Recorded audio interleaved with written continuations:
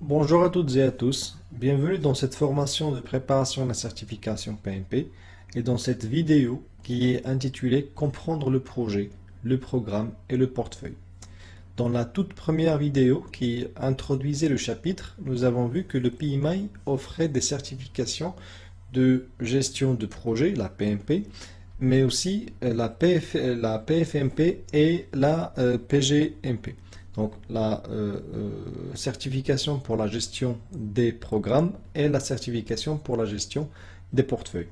Donc c'est quoi un programme et c'est quoi un portefeuille? Mais d'abord, nous allons faire un petit rappel du projet. C'est quoi un projet avant de passer au portefeuille et au programme.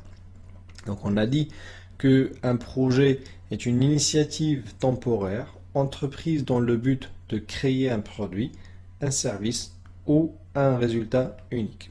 Donc un projet est aussi entrepris afin d'atteindre un objectif grâce à la réalisation de livrables. Mais c'est quoi alors un programme ou bien c'est quoi la gestion de programme? Alors un programme est un ensemble de plusieurs projets, ça peut être deux, ça peut être plus, d'autres programmes subsidiaires, donc de petits programmes qui sont dans ce programme-là, et des activités de programme apparentées dont le management est coordonné afin d'obtenir des bénéfices qui ne seraient pas possibles en les traitant isolément. Pour vous donner un exemple de gestion de programme ou de programme, supposons que nous avons comme projet, donc nous avons un grand projet de construction d'un complexe hospitalier. Dans ce complexe, il n'y a pas qu'un hôpital, il y a plusieurs hôpitaux. Dans chacun des hôpitaux, il y a plusieurs services, donc chacun est destiné à une spécialité donnée. Mais quand même, il y a d'autres services donc, qui sont soit des services logistiques, soit des services de maintenance ou bien d'exploitation des différents équipements et services du complexe, donc qui ne sont pas obligatoirement du même métier ou bien du même domaine que le domaine hospitalier. Donc, en tant qu'organisation, nous allons faire une organisation en programme. Ça veut dire il y aura des projets pour la construction des hôpitaux, il y aura des projets pour, par exemple, l'installation du matériel, il y aura des projets pour tout ce qui est en parallèle ou bien complémentaire aux hôpitaux, ainsi de suite. Et donc, chaque projet est un projet à part, qui adresse un domaine à part, mais tout ceci est rassemblé dans un seul programme. Donc, réussir le programme, c'est réussir tous ces projets-là. Et donc, pour avoir le bénéfice final qui est de construire et d'avoir un complexe hospitalier, passe par la réussite de tous ces projets-là. Il faut aussi savoir que pour la gestion de projet et aussi pour la gestion de programme, donc la réussite se concentre sur bien faire le projet ou bien faire le programme. Donc il faut, pour réussir, pour dire que le chef de projet ou le chef de programme a réussi, il faut qu'il réussisse son projet. Et ce n'est pas le cas pour la gestion des portefeuilles. C'est ce qu'on va voir. Donc un portefeuille, c'est quoi?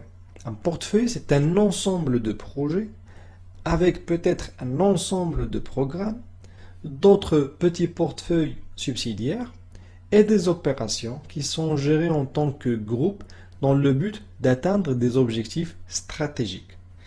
Là, on ne parle pas d'objectifs communs, mais d'objectifs stratégiques. Ça veut dire que c'est un objectif qui est aligné avec l'orientation stratégique de l'organisation. Ça peut être par exemple se positionner sur les constructions des complexes hospitaliers, par exemple au niveau national. Donc ça, c'est un objectif stratégique de notre organisation, par exemple, qui fait de la construction générale.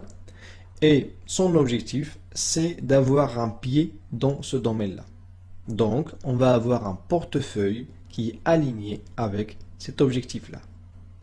Maintenant, la réussite d'un portefeuille n'est pas comme pour la réussite d'un programme ou d'un projet. Ça veut dire réussir le programme ou réussir le projet, mais de se concentrer sur bien faire le bon programme ou le bon projet. Ça veut dire, dans un portefeuille, nous pouvons éliminer, voire arrêter certains projets pour assurer l'atteinte de l'objectif stratégique.